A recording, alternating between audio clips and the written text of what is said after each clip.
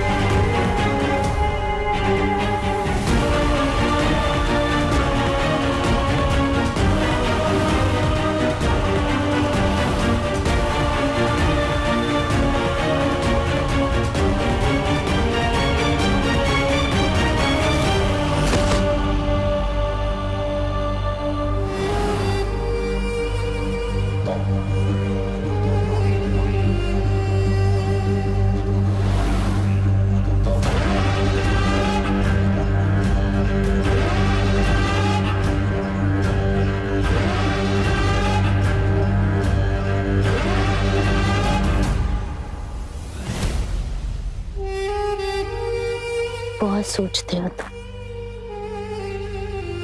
थोड़ा दिल और दिमाग को आराम दो।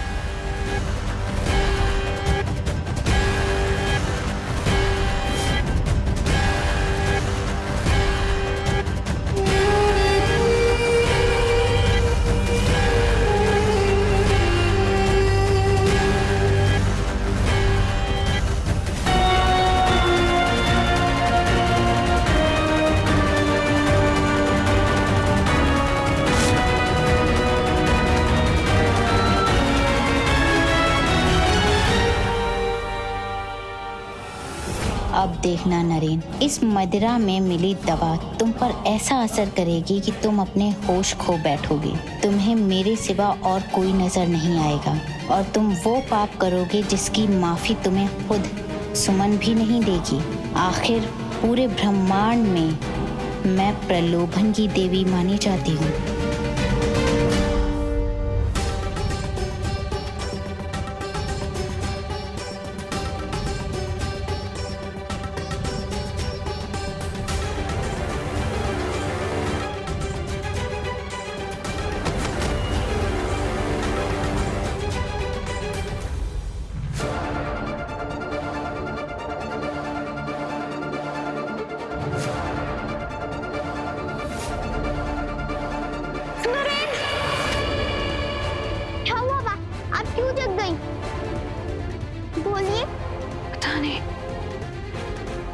ऐसा क्यों लग रहा है कि नरेन के साथ कुछ गलत हो रहा है?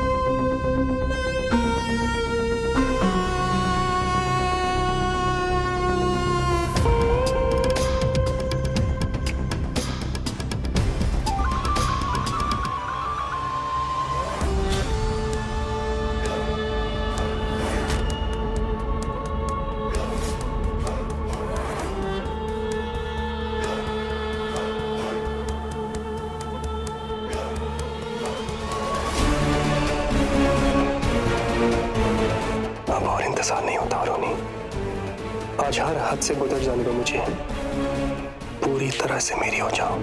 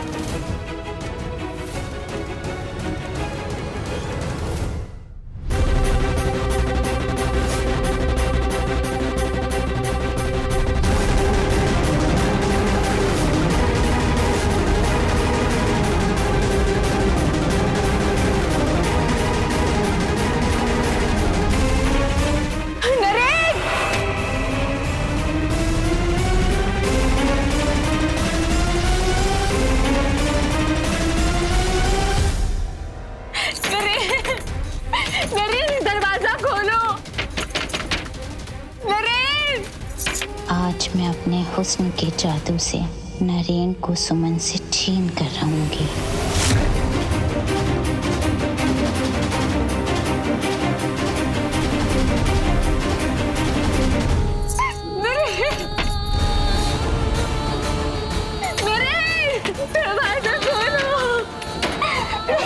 क्या हुआ बहू, क्या हुआ?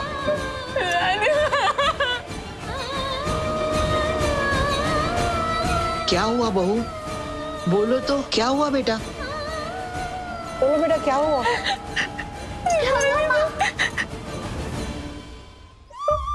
वरुण ने ना इनके साथ कुछ गलत काम कर रहे हैं।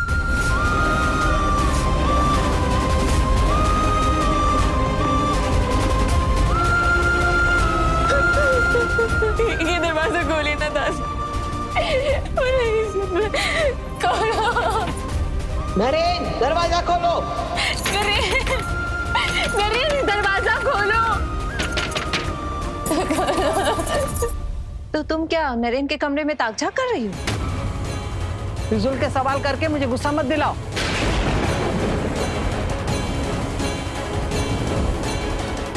अनुपम, दरवाजा तोड़ दो। मैं कुछ समझा नहीं। दरवाजा तोड़ूं? कौन सा शब्द नहीं समझे? दरवाजा या तोड़ दो। दरवाजा तोड़ो।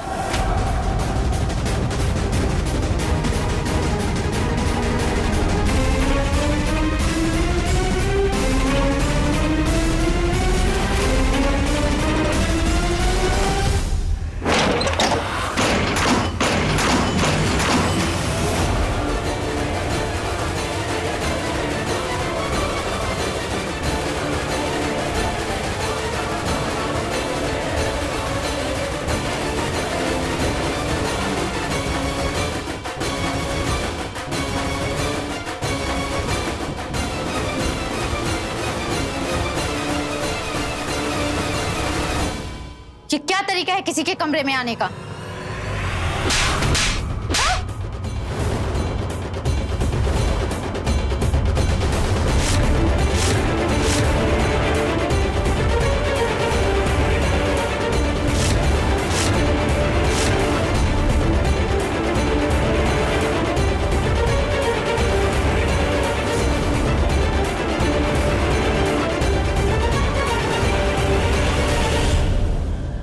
यही तरीका है इस पाप को रोकने का। तुम कैसे आए एक पराये मर्द के कमरे में? इसीलिए थप्पड़ मारा तुम्हें मैंने। ये पराया मर्द नहीं है,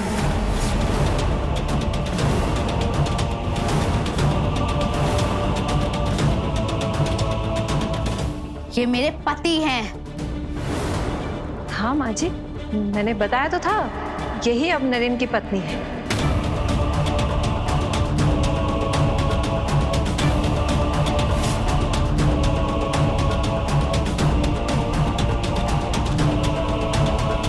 छोड़ो बहू,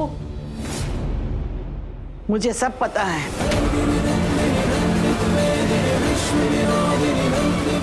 सातवां फेरा नहीं हो पाया था।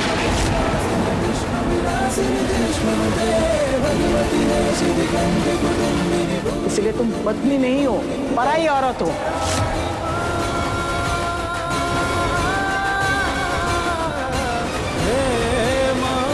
और इसलिए मैंने तुम्हें थप्पड़ मारा था।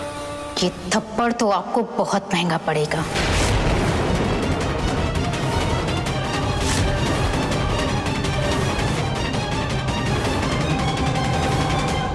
लल्ला, तुम ऐसी लड़की से शादी करना चाहते हो जो तुम्हारे सामने बड़ों को धमकी दे रही है?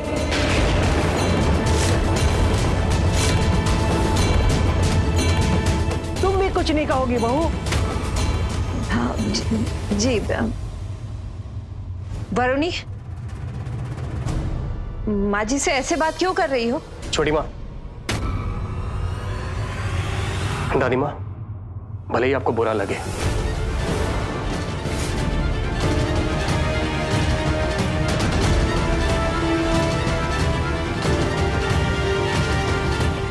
पर मैं वरुणी को पसंद करता हूं।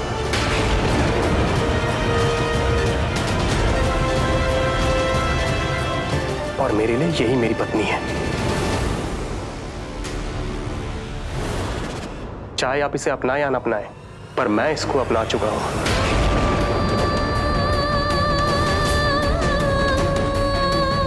और इसको यहां रहने की मैंने इजाजत दी है। और ये मेरी मर्जी से इस घर में रह रही है। और जो जबरदस्ती यहां इस घर में है वो ये है।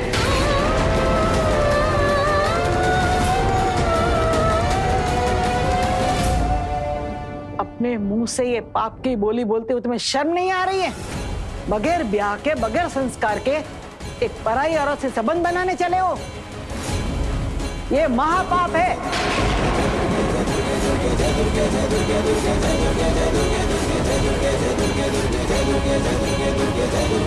और मेरे यहां रहते मैं ये पाप नहीं होने दूंगी।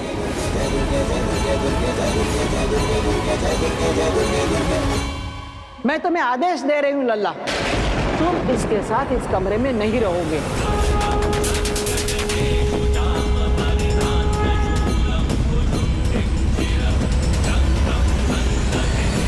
ये कैसा आदेश है? ये सरासर नाइंसाफी है। अरे नरेन इस बदसूरत के साथ रहना ही नहीं चाहते, तो फिर आप क्यों बोल रही हो कि उसके कमरे में रहेंगे?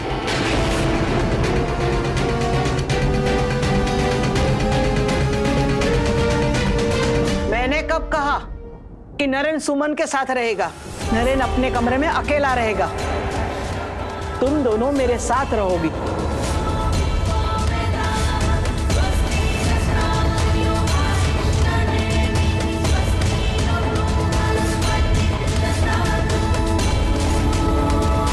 जब तक तुम दोनों की परीक्षा नहीं हो जाती, जब तक ये साबित नहीं हो जाता कि आदर्श बहू कौन है और नरेन की पत्नी कहलाने लायक बहू कौन है, तब तक तुम दोनों में से कोई भी नरेन के साथ नहीं रहोगी।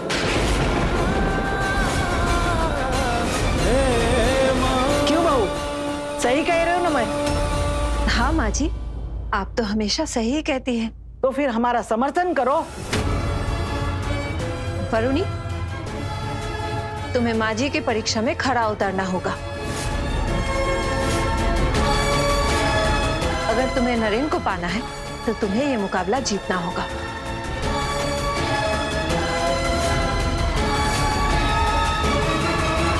जीत कर तो हम रहेंगे। लड़की, इतना अभिमान ठीक नहीं। अभिमान करने वाले मुंह के बल गिरते। नरेन को अपने कमरे में रहने दो।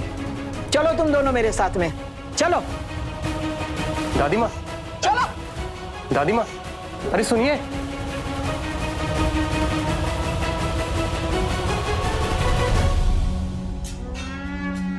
बेचारी वरुणी, घर पे भी तुमने ही रोका, शादी के लिए भी तुमने ही कहा, और फेरों तक भी तुम ही लेके गए।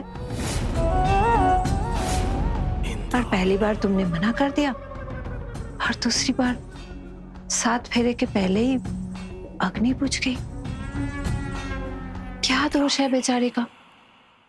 पर देखो, परीक्षा भी उसे ही देनी पड़ रही है। पर मैं जानती हूँ तुम बहुत अच्छे हो, वरुणी को हारने नहीं दोगे ना?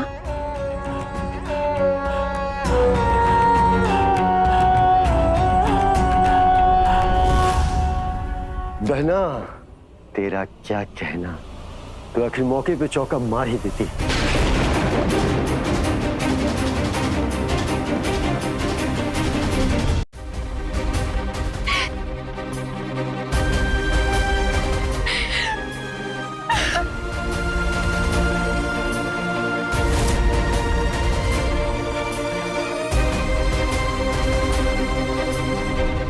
एक औरत के जीवन में क्यों सौतन का शब्द जुड़ जाता है दादी माँ?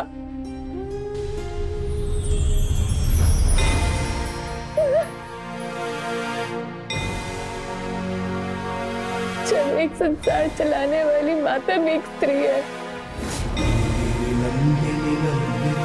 इंसान को जन्म देने वाली भी स्त्री है,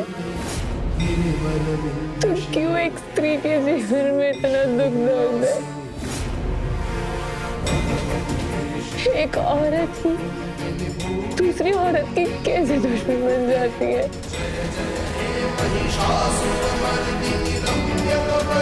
जब ईश्वर ने हम सबको एक जैसा बनाया है, तो सबके मन में प्यार, दया, करुणा एक जैसा क्यों नहीं है दादी माँ?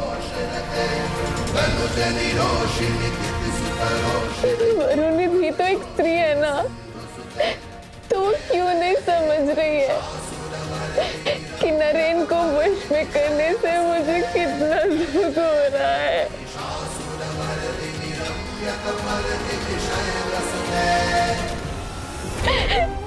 अब तो मेरा चेहरा पे जल गया,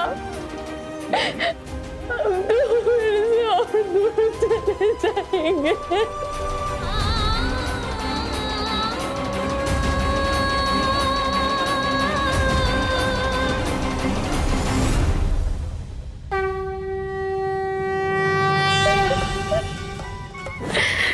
ऐसा होता तो नरेन तुम्हारा हालचाल पूछने क्यों आता? विश्वास रखो बहू, ये तुम्हारे प्रेम की परीक्षा है, और नियति समय समय पर परीक्षा लेते रहती है। इससे तो ईश्वर और उसके अवतार भी नहीं बच पाए। दीवा, आप जो परीक्षा की बात कह रही हैं, अगर मैं असफल हो गई तो मुझसे दूर चले जाएंगे हमेशा के लिए। अगर तुम्हें अपने प्रेम की परीक्षा में पास होना है, तो अपने प्रेम के प्रति शंका मत पैदा होने दो। मैंने मुकाबले की बात ऐसे ही नहीं कही है। मैं चाहती हूं कि तुम ये मुकाबला जीतो, ताकि नरेन को पता चले कि उसकी असली जीवन संगिनी कौन है, तुम या वरुणी। इसलिए हार का सोचने की बजाय जीत के बारे में सोचो।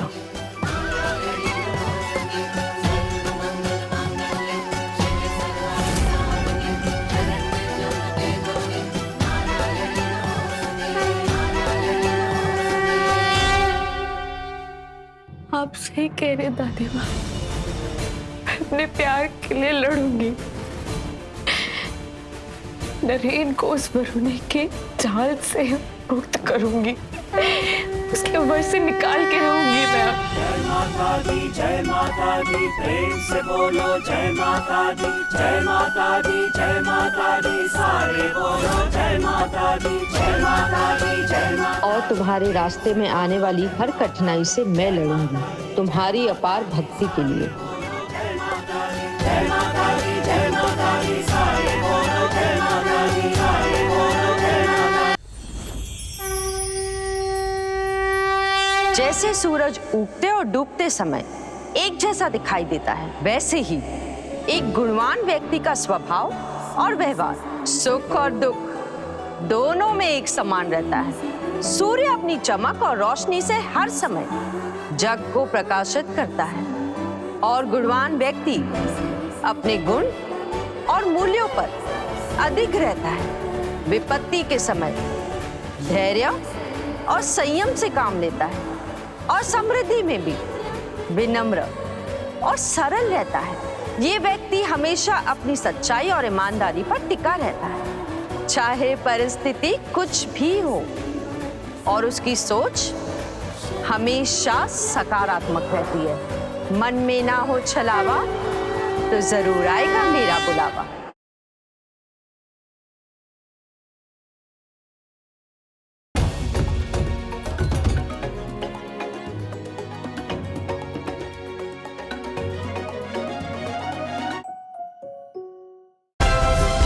Like, share, subscribe and click on the bell icon to never miss an update from Ishara.